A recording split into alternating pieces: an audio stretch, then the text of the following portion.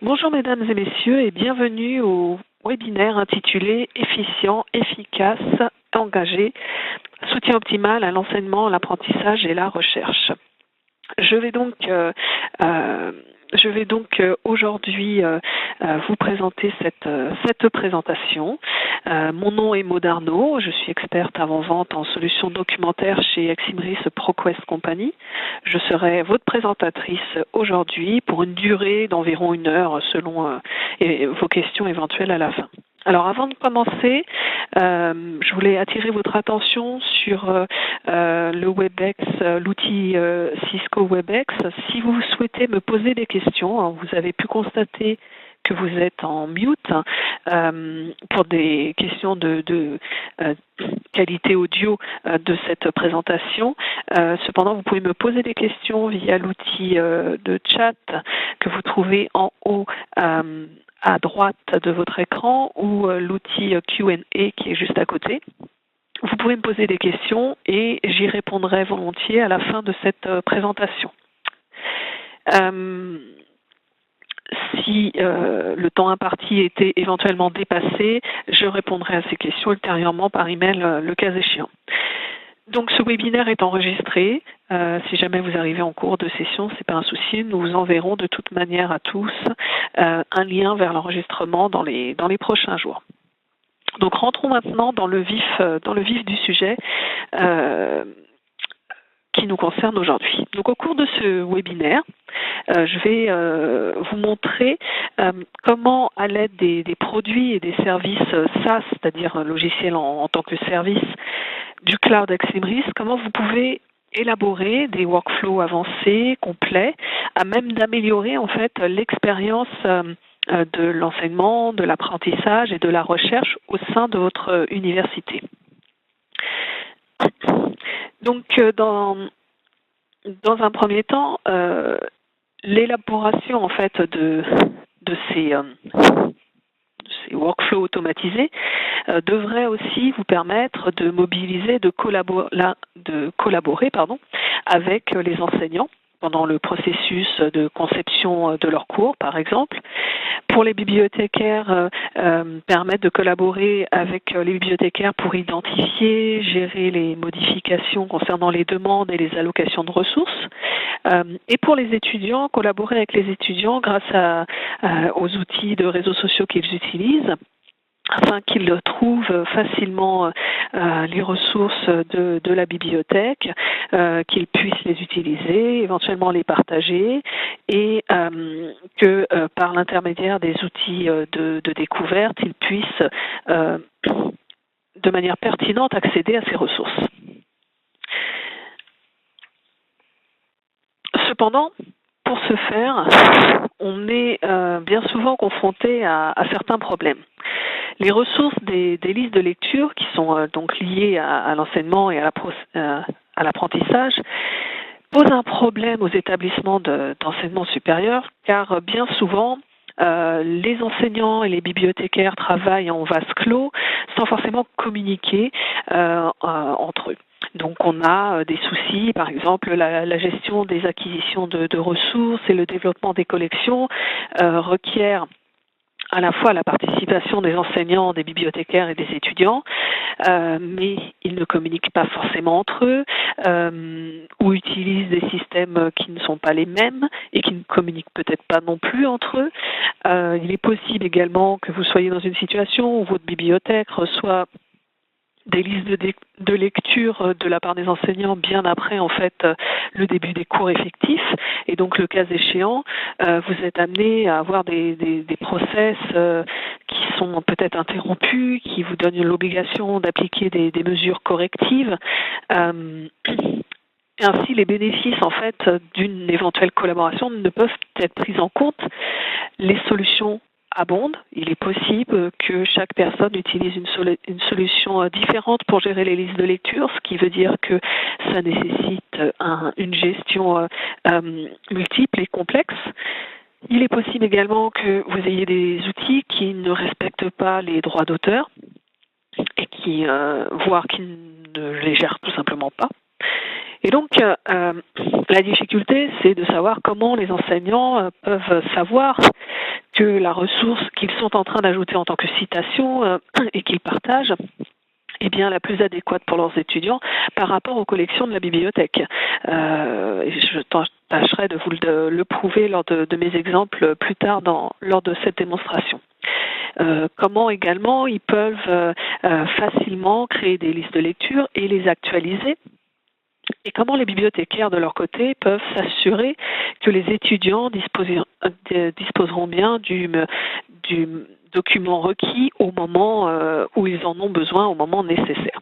Donc tout ça, c'est un ensemble de questions que l'on doit se poser lorsqu'on parle de gestion de listes de ressources, et ce sont donc des challenges, des difficultés qu'il faut donc affronter pour arriver à mettre en place un système qui soit bénéfique pour tout le monde.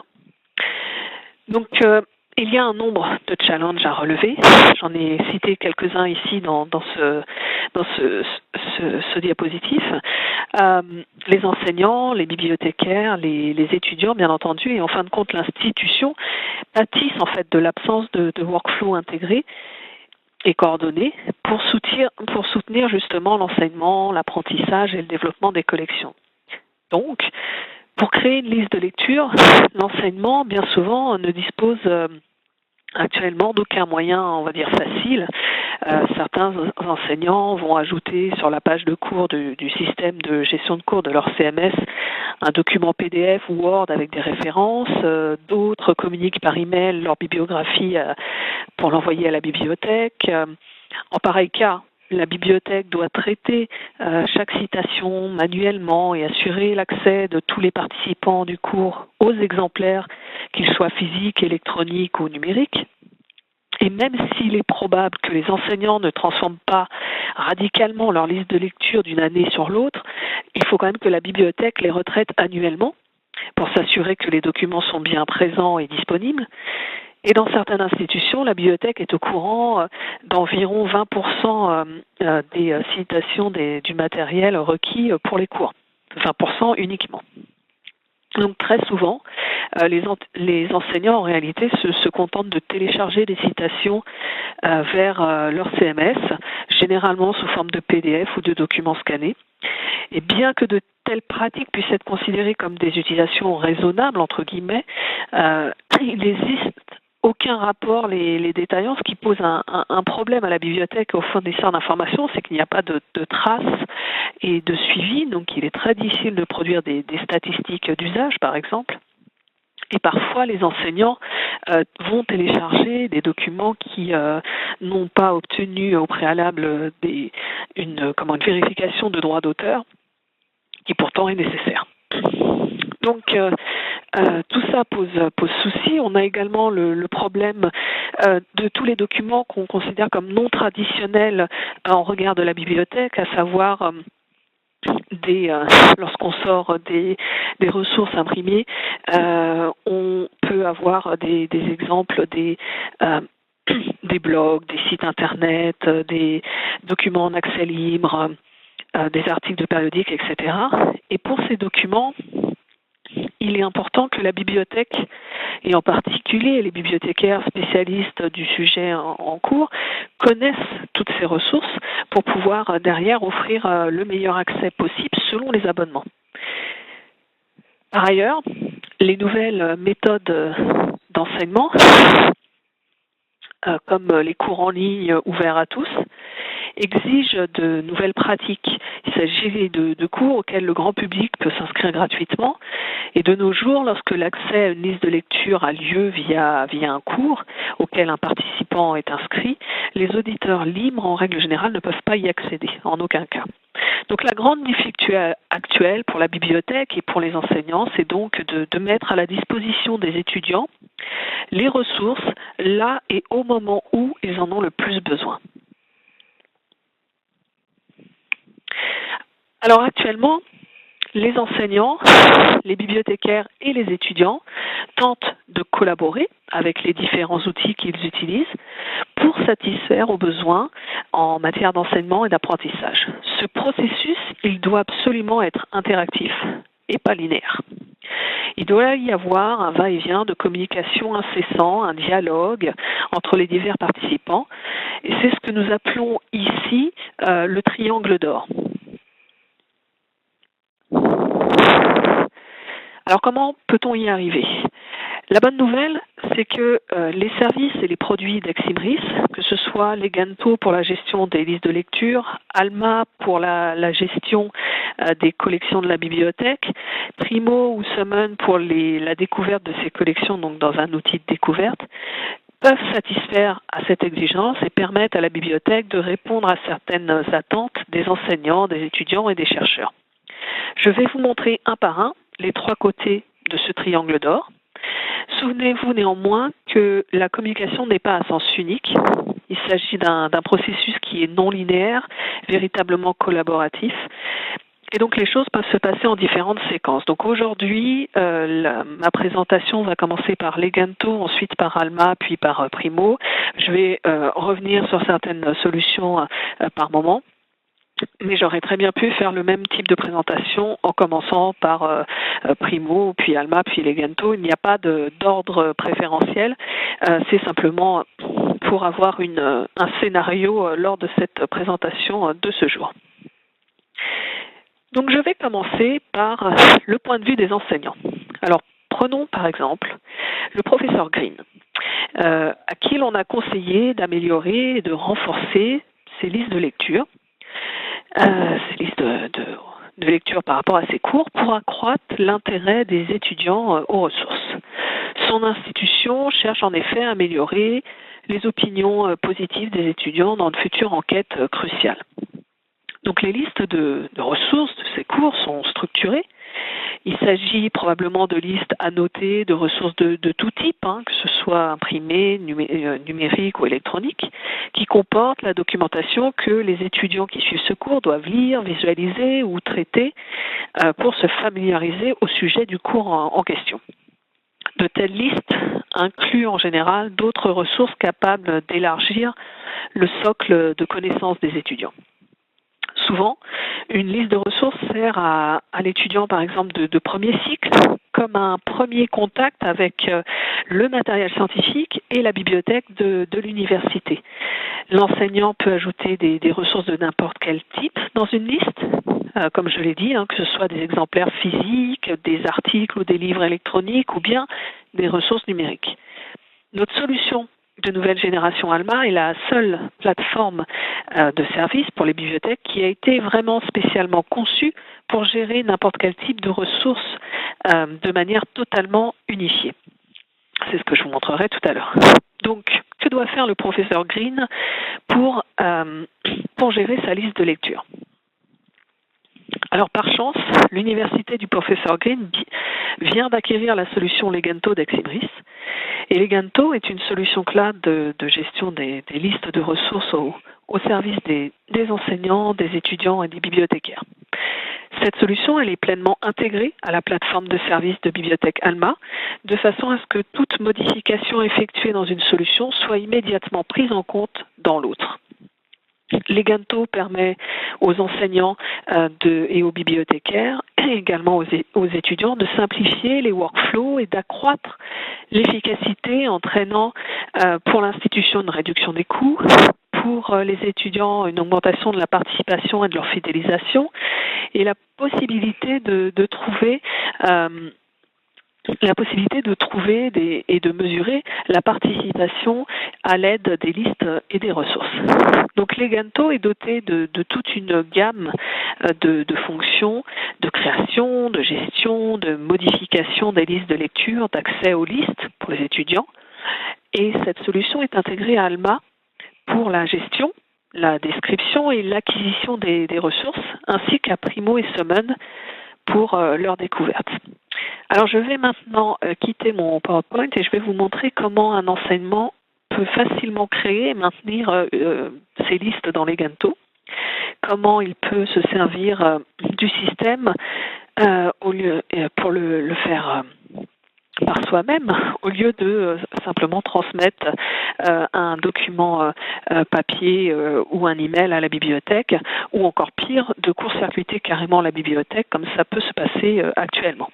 Alors, pour ce faire, je vais vous partager mon écran.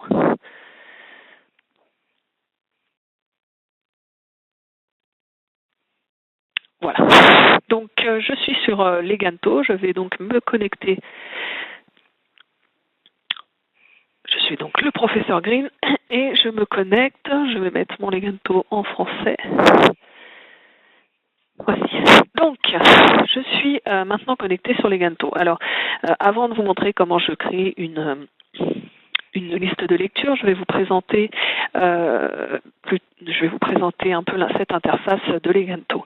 Donc, premièrement, ce que vous pouvez voir ici à gauche, vous avez les listes de lecture. C'est là où je me connecte automatiquement. Je vais vous détailler après ces listes de lecture. J'ai ma collection qui en fait est mon référentiel de citation dans lequel je vais retrouver les différents documents, sites web, etc. que j'aurais sauvegardés à cet endroit. Et puis notification, c'est là où j'ai des échanges avec la bibliothèque qui peut m'avertir d'éléments concernant mes listes de lecture ou mes cours également. Par ailleurs, je ne l'ai pas précisé, vous m'avez vu changer de langue. Leganto est multilingue, donc vous pouvez, si vous le souhaitez, avoir Leganto dans différentes langues. J'ai également ici un accès, donc je me suis connectée. J'ai un accès qui est donc personnalisé, sur lequel je peux gérer mes paramètres utilisateurs. Alors dans ces paramètres, je peux gérer les notifications que je souhaite recevoir. Je ne suis pas obligée de recevoir des notifications pour l'ensemble des informations que transmet Leganto. Je peux également ici paramétrer un accès direct avec les outils bibliographiques que je pourrais utiliser, comme par exemple RefWorks ou Zotero ici. Donc je peux avoir mes informations qui sont automatiquement enregistrées. Ça me permet, si en parallèle j'ai un compte RefWorks dans lequel j'ai déjà la liste de mes citations, ça me permet de les avoir automatiquement importées et disponibles dans Leganto sans avoir à aller les rechercher. Donc c'est assez intéressant et assez intuitif. Autre chose que j'ai également ici, le moissonneur Leganto, en fait, c'est un marque-page. Donc je vais montrer simplement comment ça marche. Je clique sur le marque-page, je le mets ici dans mon navigateur et à partir de là, je pourrais l'utiliser pour enregistrer une citation qui est externe à mon outil, pour l'enregistrer et l'intégrer à ma liste de ressources. Je vous montrerai ça tout à l'heure. Et la dernière chose que je voulais vous montrer ici, c'est que vous avez également la possibilité de facilement gérer la manière dont vous voulez visualiser les informations dans Leganto, et vous avez également une aide en ligne, évidemment, qui est disponible pour chaque utilisateur. Maintenant, parlons plus précisément de ce que l'on a centralement dans cette interface. Vous pouvez constater ici les différentes listes de lecture que j'ai en tant qu'enseignante. Donc, j'ai une première liste ici qui est en ébauche, on le voit ici par ce logo. Parce qu'elle est en ébauche, elle est pour l'instant indisponible pour les étudiants, donc elle n'est pas accessible à l'extérieur. Je travaille toujours dessus. J'ai une liste ici qui est publiée. Elle est disponible pour mes étudiants. Elle est liée à un cours. Et donc les étudiants inscrits à ce cours pourront accéder à cette liste. Et en dessous, j'ai une liste qu'on appelle surveillée, c'est-à-dire que ce n'est pas une liste que j'ai créée moi-même, c'est une liste que je regarde et que je surveille, qui peut être celle d'un confrère, sur laquelle je pourrais éventuellement mettre des commentaires ou suggérer un ouvrage, etc. ou collaborer. Donc je vais vous montrer, je vais aller me connecter sur cette liste qui est publiée, donc qui est terminée, pour vous montrer un peu comment se présente une liste en règle générale. Alors, qu'est-ce qu'on peut voir ici dans cette liste? On peut voir tout d'abord qu'il y a un lien vers le cours ici. On peut voir à droite ici la gestion en termes de collaboration. Je peux rajouter un collaborateur ici et échanger avec quelqu'un de la bibliothèque ou un autre enseignant ou éventuellement un étudiant. Je peux voir ici en dessous les suggestions qui m'ont été faites par rapport à cette liste. Ce sont des suggestions qui peuvent venir de pairs ou qui peuvent venir d'étudiants qui pensent que tel ou tel ouvrage ou tel article peut être pertinent pour ma liste. Je peux donc décider de l'utiliser ou pas. Je peux avoir tout type de cours et les organiser en différentes sections. Alors ici, par exemple, j'ai une section Core Materials. Si je vais un peu plus bas, j'ai Additional Readings. Tout ceci est totalement paramétrable par l'enseignant et je vous le montrerai dans un instant en créant une liste, une nouvelle liste. Alors, dans les citations que nous avons ici, je vais vous en présenter quelques-unes qui sont différentes. Par exemple, on va prendre un exemplaire physique, celui-ci, cet ouvrage. Alors, on peut voir que pour n'importe quel ouvrage, on peut, si l'on souhaite rajouter une étiquette, un tag, on peut très bien taguer une référence. On peut voir qu'il y a 2 commentaires, qu'il y a une personne qui a liké la référence et 11 personnes qui ont consulté la référence. On peut voir que le statut par rapport au traitement de l'exemplaire est terminé. Ça veut dire que cet exemplaire a bien été mis à disposition pour les étudiants. Et donc je vais cliquer sur cette citation pour vous montrer. Donc voilà les 2 commentaires que l'on voyait, la personne qui a aimé et ici la note publique. Si je descends, je peux voir la disponibilité en temps réel qui provient de ma bibliothèque, en l'occurrence ici de mon catalogue Alma. Je peux voir que cet exemplaire est en rayon, qu'il peut être réservé. Je peux faire une demande directement ici. Et je peux voir également que cet exemplaire apparaît sur d'autres listes de lecture au sein de mon institution. Voilà une première chose, un premier exemple. Je vais revenir en arrière ici et vous montrer cette fois-ci un article sur une ressource électronique. Je vais descendre un petit peu dans ma liste.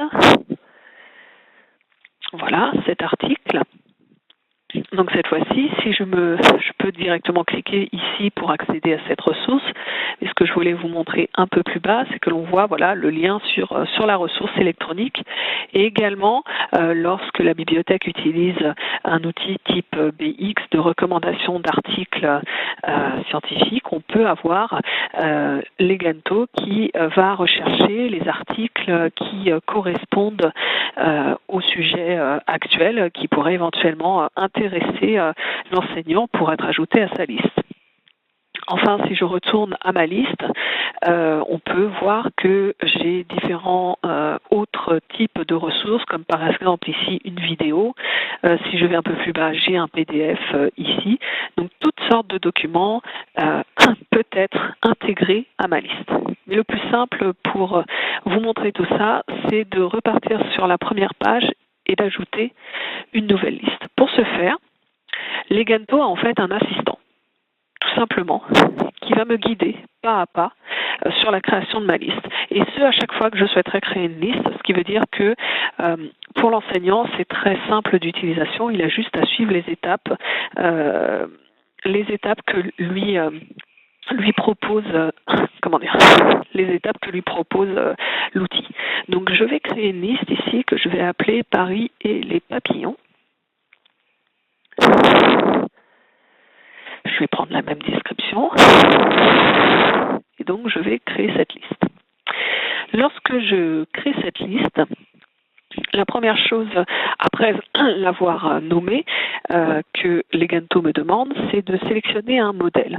Et ici, en fait, vous avez tous les modèles qui ont été actuellement créés par cet enseignant, mais l'enseignant est capable, en fait, d'en créer autant qu'il le souhaite. Il peut les modifier également ultérieurement.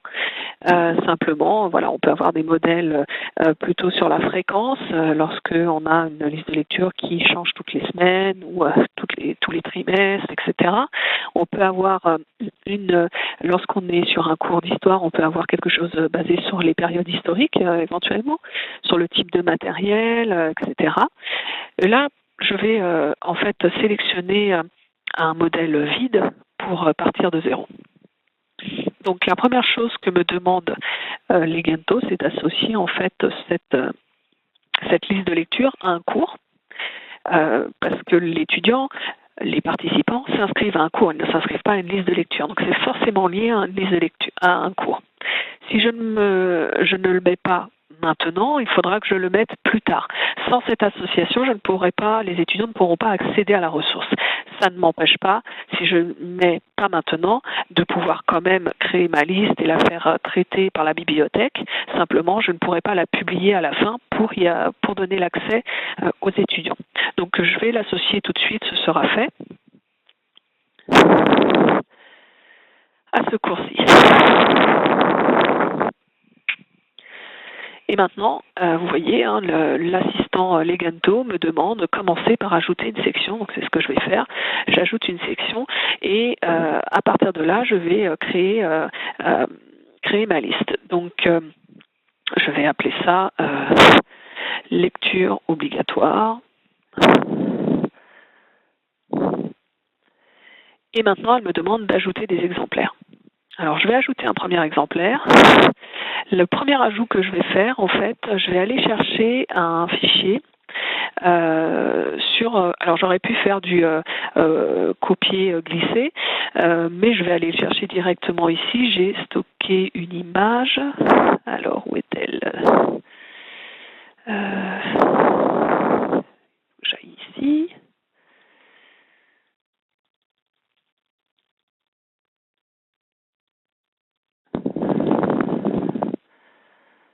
Alors, voilà, je ne la voyais plus.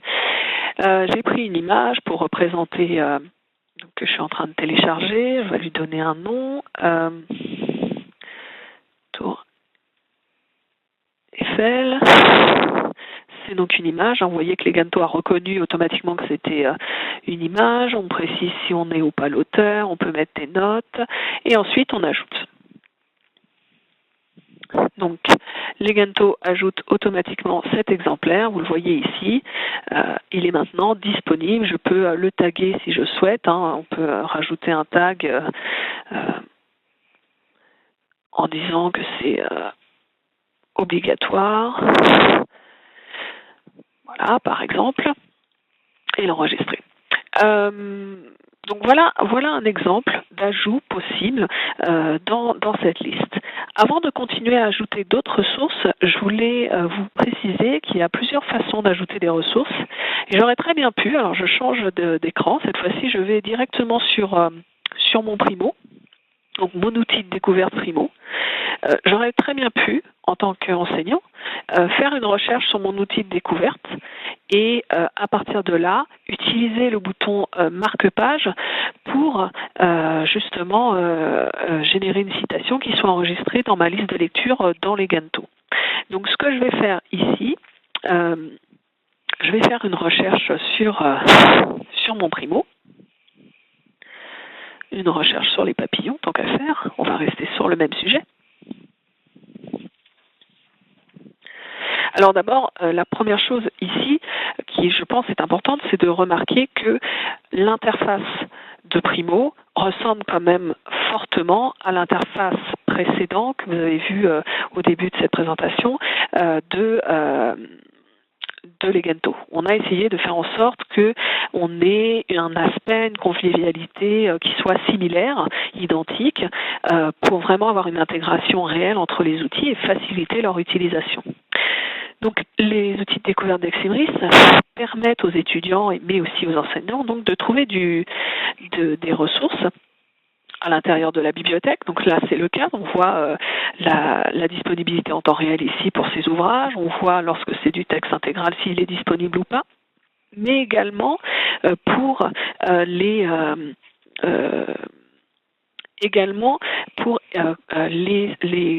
les documents, les références, les citations qui sont en dehors de la bibliothèque. On peut le faire très simplement en cliquant sur ce bouton « Élargir la recherche » où là, je vais donner accès à des ressources. On le voit ici, la troisième référence, il n'y a pas de texte intégral parce que c'est au-delà de ce que possède ma bibliothèque, mais ça reste quand même une référence qui peut être intéressante pour mon cours et où je peux, grâce au bouton marque-page ici, la ramener dans Legento et la voir en citation pour peut-être éventuellement derrière déclencher un workflow d'acquisition au sein de la bibliothèque.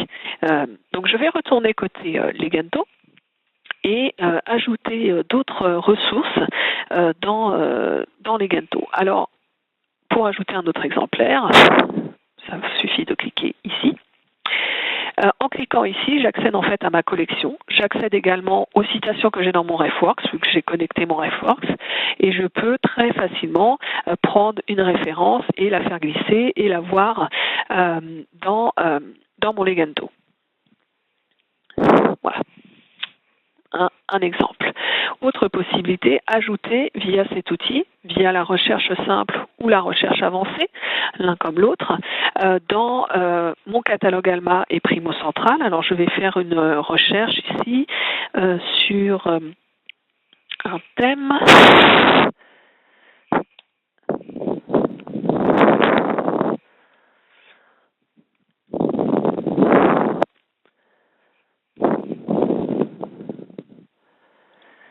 Rechercher dans mon référentiel et prendre par exemple cette ressource et l'ajouter directement.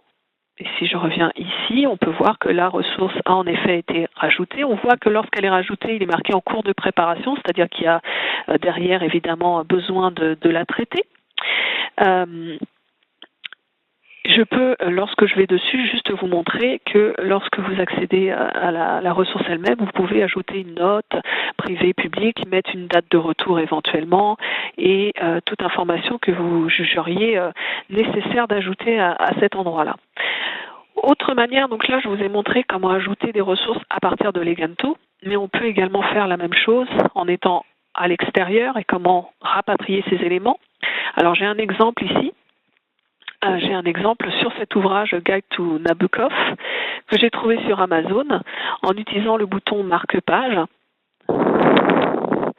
Je récupère les métadonnées, d'accord, de cet ouvrage. Grâce à l'intégration très fine entre Legento et Alma, je peux avoir une indication comme quoi cet ouvrage existe déjà dans ma bibliothèque, c'est-à-dire que c'est intéressant. Là, je suis sur un site commercial plutôt que d'acheter l'ouvrage sur Amazon, là où l'enseignant a trouvé l'ouvrage. En fait, j'ai une indication qui dit que cet ouvrage est déjà disponible au sein de ma bibliothèque. Donc ça, c'est quand même assez attrayant. Je peux l'ajouter soit à ma collection générale ou alors une liste en particulier. Et là, je vais pouvoir retrouver ma liste Paris et les papillons et ajouter donc cet ouvrage. Voilà, c'est fait. Je vais ensuite aller sur un article d'une ressource électronique, donc là en l'occurrence JSTOR. Donc cet article m'intéresse par rapport au papillon. Pareil, je clique sur mon bouton marque-page. Je récupère les informations concernant cet article. Vous avez vu à l'instant, la page se rafraîchit et m'indique que cette collection existe dans ma bibliothèque. Tant mieux.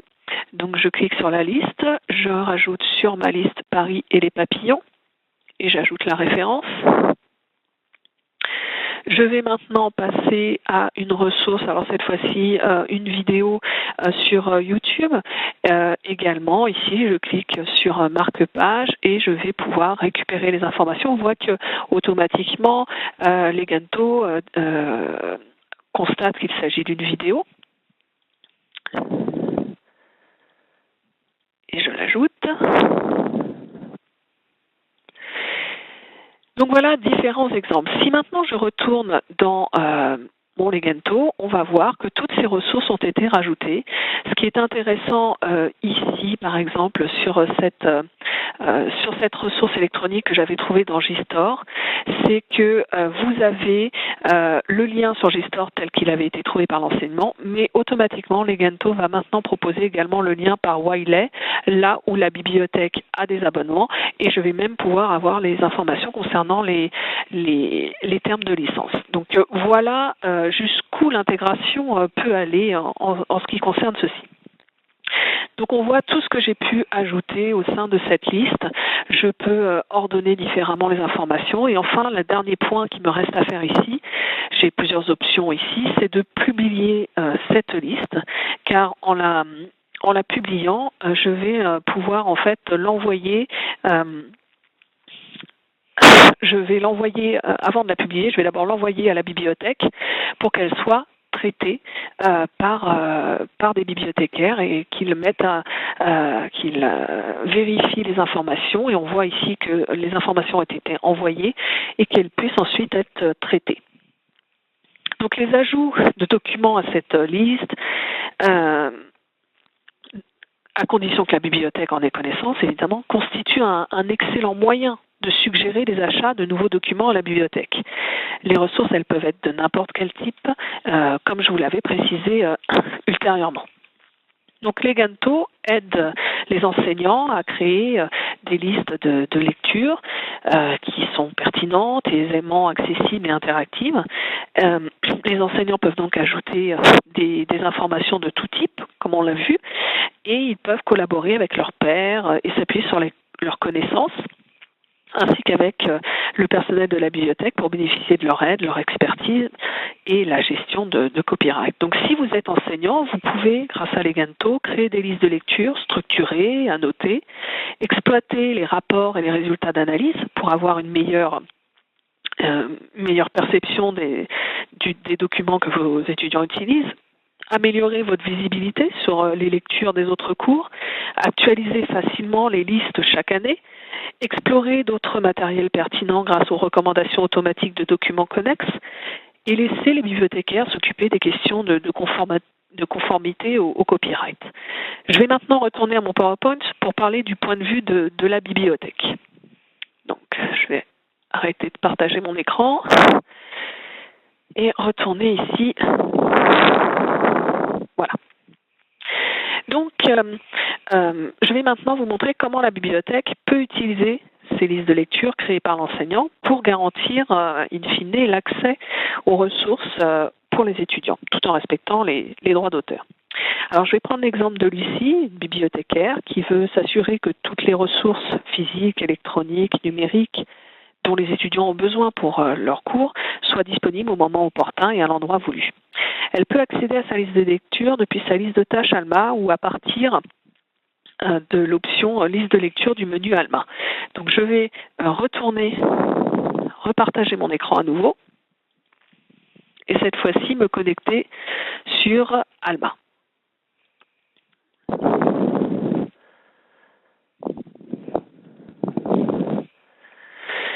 Alors je me connecte à mon Alma et je suis donc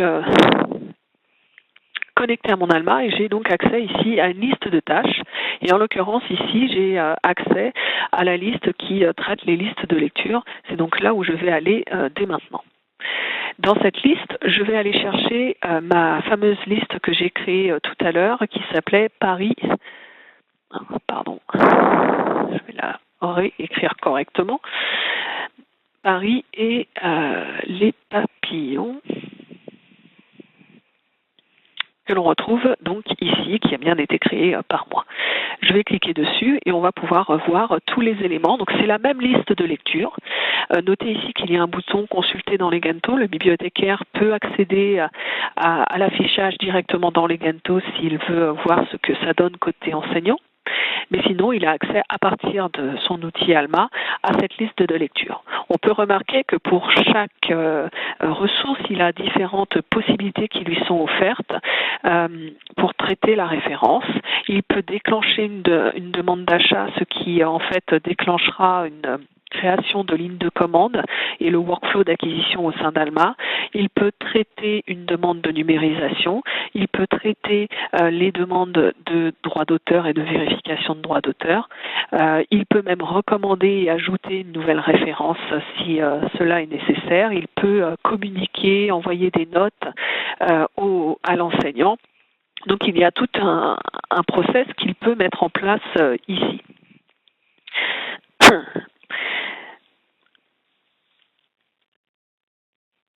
Donc cependant, un des points importants que je voulais vous montrer ici, je ne vais pas rentrer dans le détail de tous les process, c'est l'obtention via la vérification des droits d'auteur.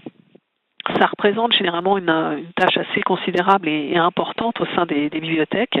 Et donc, on a une intégration avec des agences nationales de délivrance de copyright.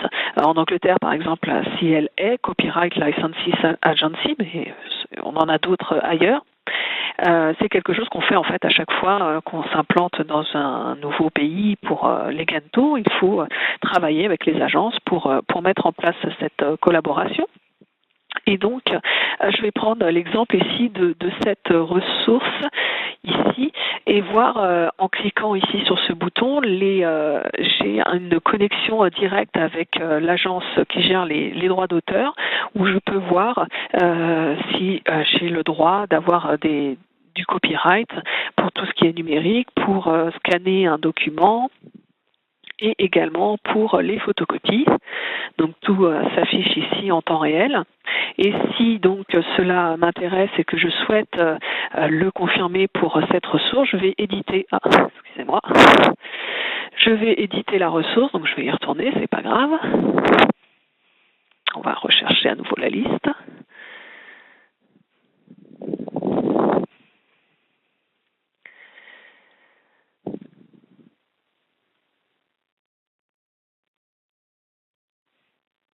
Je crois que j'ai mon internet qui... alors...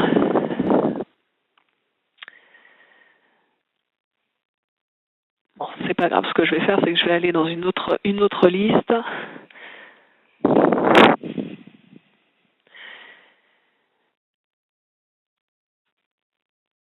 Voilà, et si j'avais édité ici, j'ai en fait ici les statuts de copyright que je peux approuver si je le souhaite et enregistrer cette approbation, et c'est ensuite transmis automatiquement à Legento et donc à l'enseignant. Donc voilà les différentes parties que l'on peut faire ici.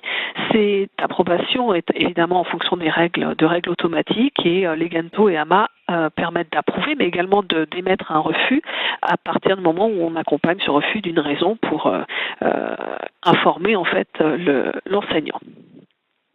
Donc autre chose que je voulais vous montrer ici dans Alma par rapport à Legento, c'est que l'outil propose des statistiques, et des statistiques ici en l'occurrence, vous avez quelques exemples de widgets qui ont été créés en lien avec les cours, la gestion des cours et la gestion des listes de lecture. Ce ne sont que quelques exemples, mais pour vous donner une idée, on a ici par exemple par département le nombre de listes de lecture actives, on a ici le coût par département des ressources par cours au sein de l'université. On a ici les demandes de numérisation des lecteurs liées aux cours enregistrés au sein de l'université. On a ici les 5 cours qui ont le plus de liens via le résolveur de liens dans l'année en cours. Ici, le top 10 des listes de ressources qui sont lues et donc utilisées.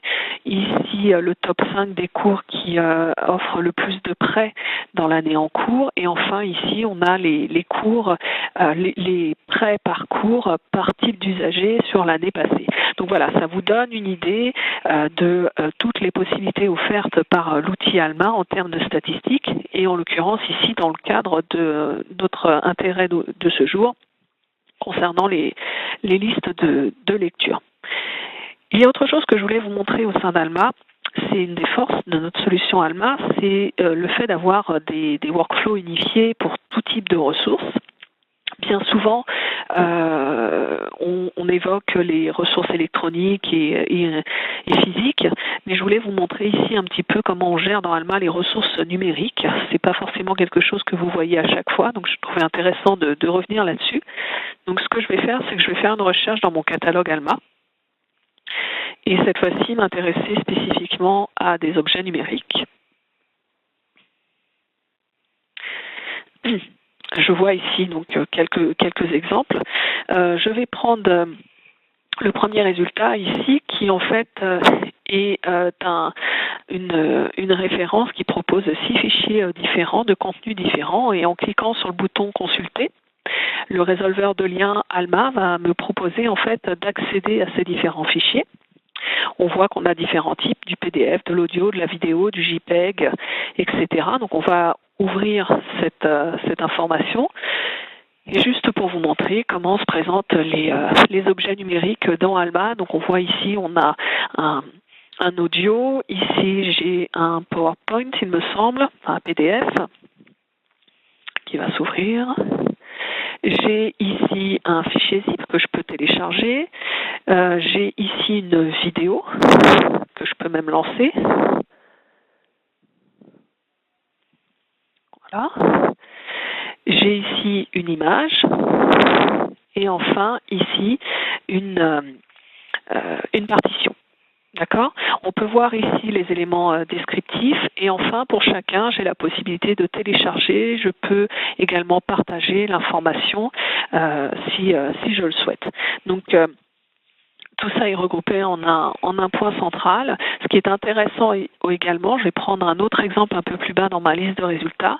Ici, par exemple, pour cette représentation, j'ai 3 images qui sont disponibles. L'image en résolution haute, qui est donc la master, là, ici, j'ai une image dérivée, qui est en résolution basse, et enfin des accès limités. Si j'appuie sur le bouton consulter ici, vous allez voir que les accès ne sont pas tous ouverts à mon utilisateur.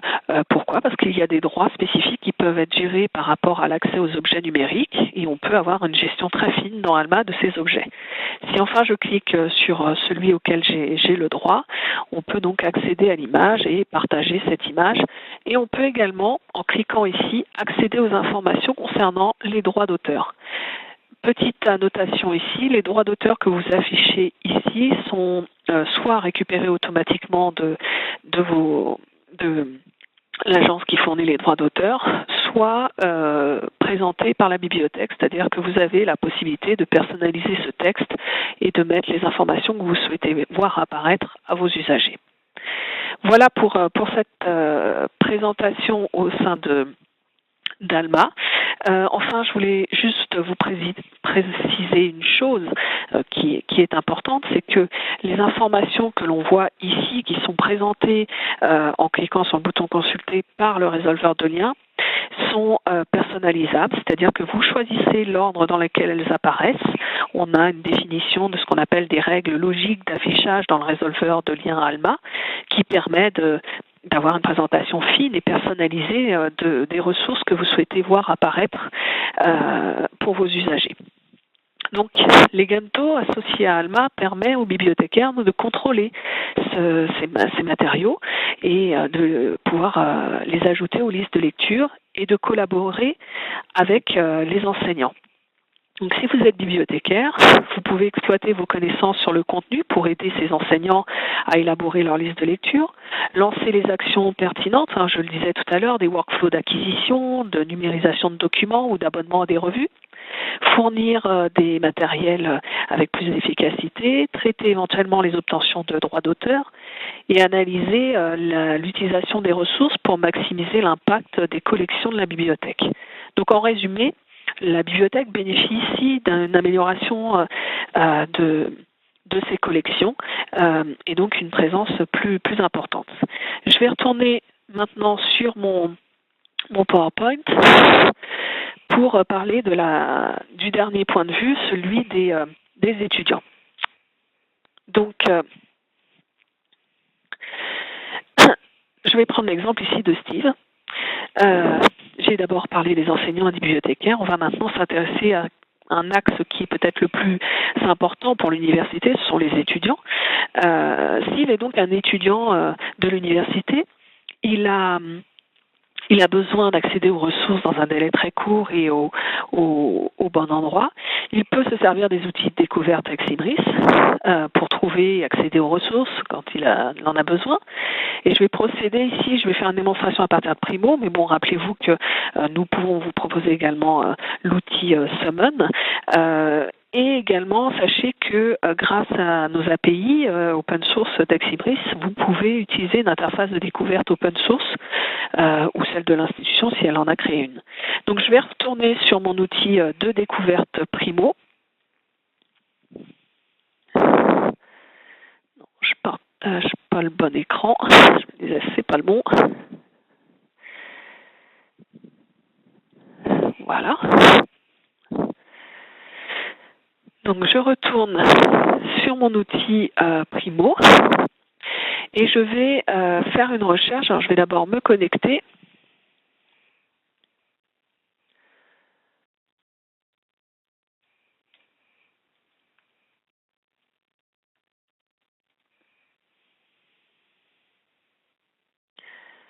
Je vais me connecter sur mon Primo et me mettre en français.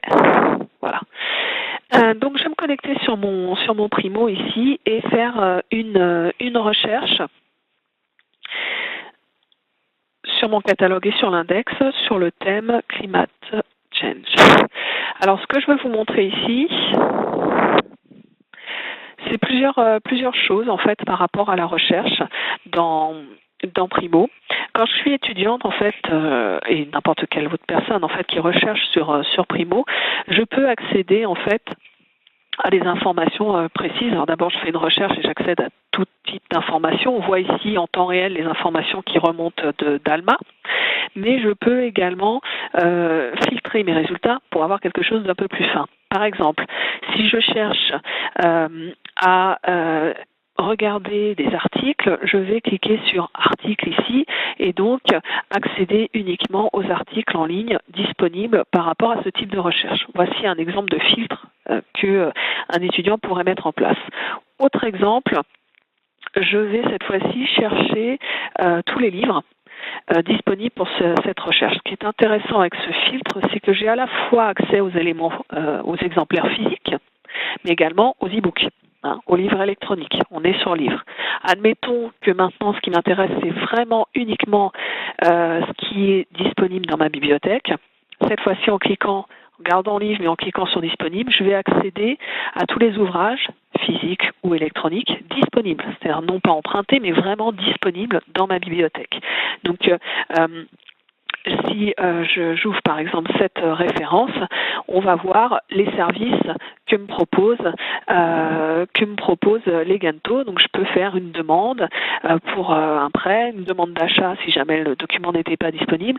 Et en fait, les services qu'on a ici, je pourrais avoir une demande de PEP, je pourrais avoir une demande de numérisation. Les services vont s'adapter d'abord à ce qui est possible vis-à-vis de l'exemplaire, mais également ce qui est possible par rapport au droit d'utilisation de l'usager. C'est-à-dire que l'usager fait partie d'un groupe d'utilisateurs et il a des droits spécifiques. Donc ce qui va s'afficher ici dépend en fait de ce que vous avez le droit ou pas de faire.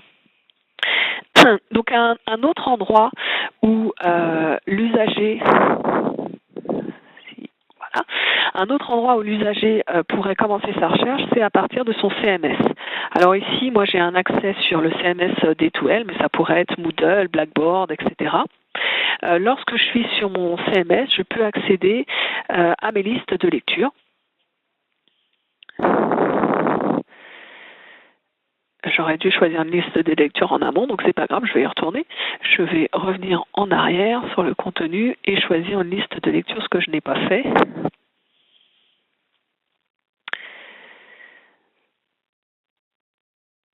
Je vais me reconnecter, ça sera plus simple. Voilà. Donc, je me connecte sur mon CMS, je choisis le cours qui m'intéresse, on va prendre celui-ci, on va changer un peu de thème, médecine dans l'ancien temps. Allez voir mes listes de lecture. Et cette fois-ci, je suis automatiquement basculée sur Leganto. Donc, vous avez vu que je n'ai pas eu besoin de me reconnecter. C'est fait de manière transparente. C'est du SSO, Single Sign-On. Évidemment, l'intégration de Leganto est faite avec le CMS. On a pour ça une intégration en respectant la norme LTI, Learning Tool Interoperability, qui nous permet de manière transparente de s'intégrer et de récupérer les informations. Et donc, à partir de là, l'étudiant va accéder à la liste de lecture. Il va voir les suggestions ici, il va pouvoir accéder à sa collection et il va pouvoir consulter, télécharger les documents s'il souhaite le faire. Donc, par exemple, qu'est-ce que je pourrais vous montrer si je vais sur le premier résultat ici, on voit pour cet ouvrage qui est disponible à la bibliothèque que les informations provenant d'Alma me sont tout de suite affichées avec la possibilité de placer une demande, de demander l'achat, éventuellement de lancer une demande de PEB, etc. Donc, vous avez cette intégration qui est faite immédiatement dans Leganto avec Alma et Primo, comme on l'a vu auparavant. autre chose dans ma collection ici, ce sont toutes les ressources que l'étudiant, toutes les citations qu'il a mis de côté, dont il peut se servir et qu'il peut utiliser pour suggérer. Il suffit de cliquer ici, Suggest this item, on recherche ensuite la liste de lecture. On pourrait trouver, par exemple celle-ci, on peut chercher, voilà, et ajouter en fait la liste de lecture. La suggestion sera ajoutée, l'enseignant qui a cette liste de lecture verra en fait la suggestion comme on l'avait vu tout à l'heure côté enseignant. Donc voici tout ce que peut faire l'étudiant. Je ne peux pas rentrer trop dans le détail, le temps nous manque, mais on parle bien ici de collaboration et d'échange, d'informations et d'idées.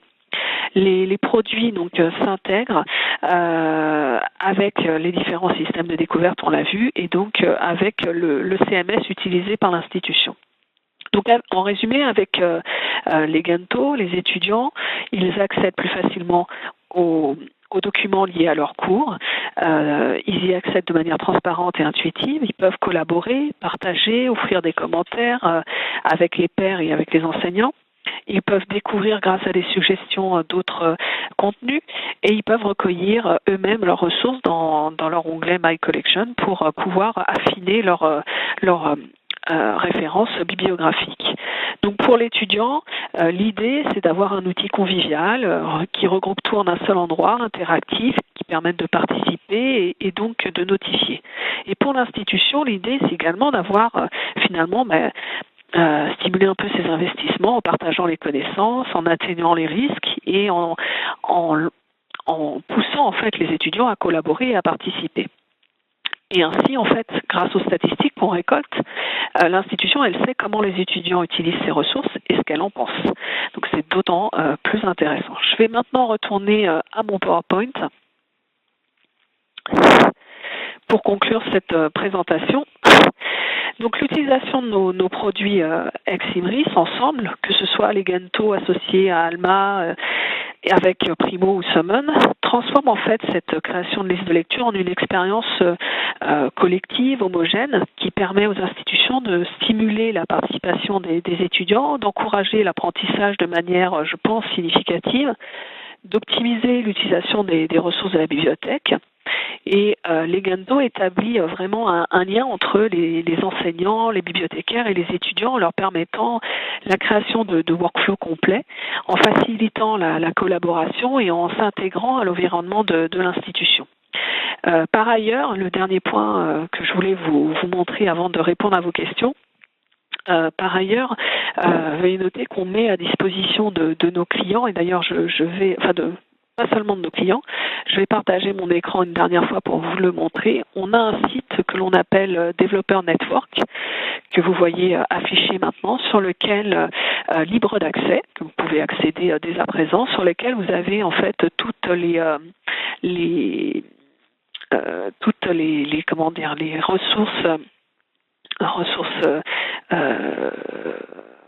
toutes les API, la bibliothèque des API en fait disponible sur toutes nos solutions et qui permettent aux institutions de s'intégrer facilement avec des outils tierces. Donc je vais conclure cette présentation en allant voir vos questions et voir donc quelles sont les questions qui m'ont été posées. Alors, je vais commencer, je vois que j'en ai quelques-unes et c'est super. Si une citation de Legento ne fait pas partie du catalogue Alma, est-ce que la bibliothécaire peut lancer une acquisition à partir de la liste? Alors oui, en effet, tout à l'heure je suis allée dessus très rapidement. Lorsque j'étais dans Alma à consulter la liste de lecture, je vous ai parlé de comment valider les droits d'auteur et j'avais en fait la possibilité ici d'éditer de lancer une commande sur un exemplaire si il manque des exemplaires par rapport à la ressource. Donc je peux tout à fait le faire, lancer à partir de la liste de lecture le workflow d'acquisition dans Alma, qui est un workflow d'acquisition automatisé. Ok, on me demande également, concernant la gestion des ressources numériques, peut-on tout gérer dans Alma? Où sont stockés les objets? C'est une très bonne question. Alors oui, dans Alma, les ressources numériques sont gérées. Elles sont gérées dans ce qu'on appelle une collection. Les métadonnées sont gérées dans Alma et les objets numériques peuvent être gérés différemment. Alors, ils peuvent être gérés ce qu'on appelle non distant, c'est-à-dire vous maintenez toutes les informations de ces ressources numériques dans Alma, telles que les notices bibliographiques, les représentations et les fichiers, donc c'est stocké dans Alma.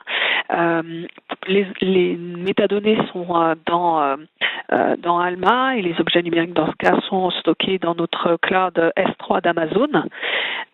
Et puis on a également la gestion à distance, c'est-à-dire que dans ce cas-là, Alma va vous permettre de stocker vos fichiers numériques à distance dans un système de gestion de répertoire numérique et tout en maintenant en fait les notices bibliographiques dans Alma.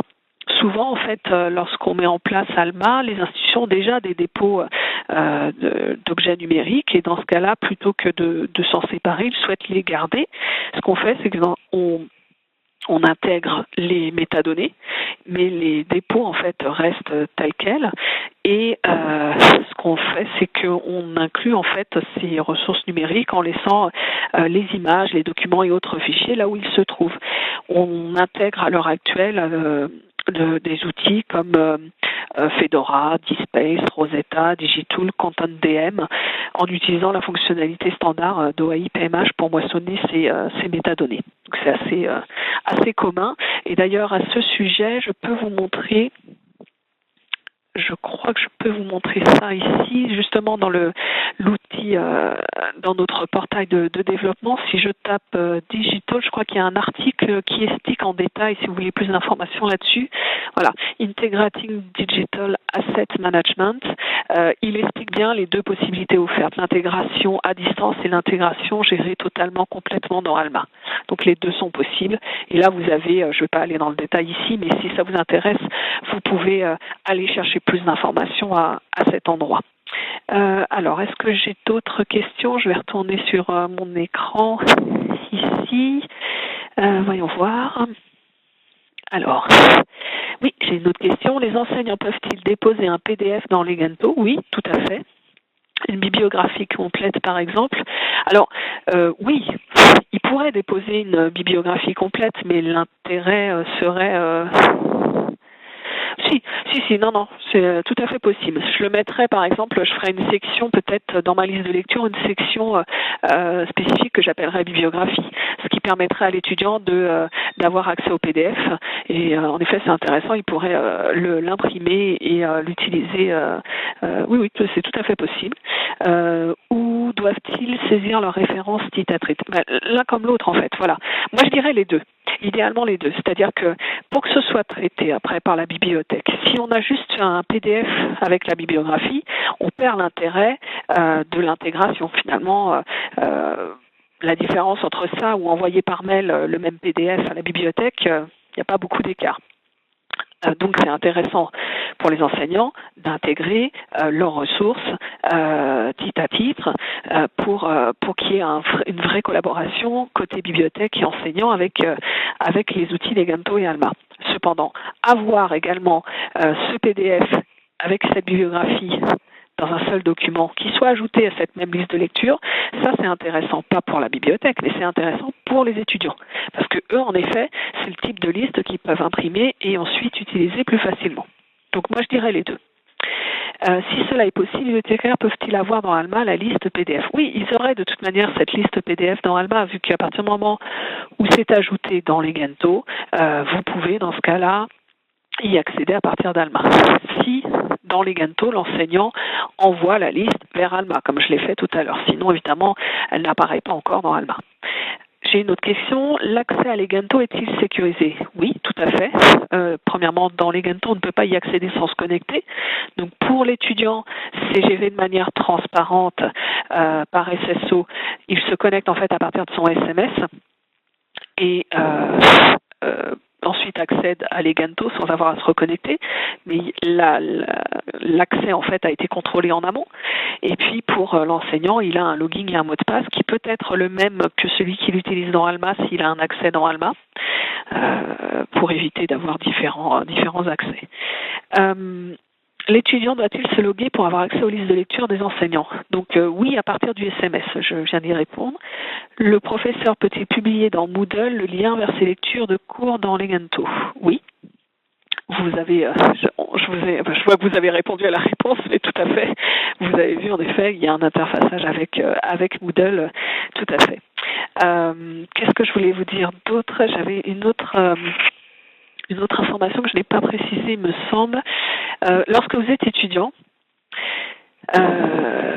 pour les étudiants, en fait, l'accès doit se faire via un CMS parce que ça permet, en fait, pour nous, c'est important parce que ça nous permet d'avoir d'abord de savoir qui il est, de pouvoir lui donner accès aux cours auxquels il participe et derrière pouvoir lui donner accès aux ressources auxquelles il a le droit. Il y a quand même un contrôle. On est sur des ressources qui nécessitent un contrôle. Donc on a besoin d'avoir cette information. Et ça fait partie de la mise en place de Legento. Lorsqu'on le met en place dans une institution, on voit avec vous comment s'intégrer avec vos outils que vous utilisez. Voilà, je pense avoir fait le tour de toutes les questions qui ont été posées. Je me rends compte qu'il y avait beaucoup de choses à présenter. J'espère en tout cas avoir pu répondre à vos attentes par rapport à ce type de présentation. Je vous cache pas que il me faudrait bien plus de temps pour aller plus en détail dans ces solutions, mais je serais ravie de reprendre contact avec vous si vous le souhaitez et de pouvoir venir vous rencontrer, vous montrer plus en détail l'éventail des possibilités offertes par nos solutions. Donc n'hésitez pas à nous recontacter si vous le souhaitez. Et vu l'heure, je vais m'arrêter ici, mais n'hésitez pas à m'envoyer vos questions par courriel prochainement ou toute demande de présentation si vous le souhaitez. Merci beaucoup, merci pour votre attention et à bientôt. Bonne fin de journée.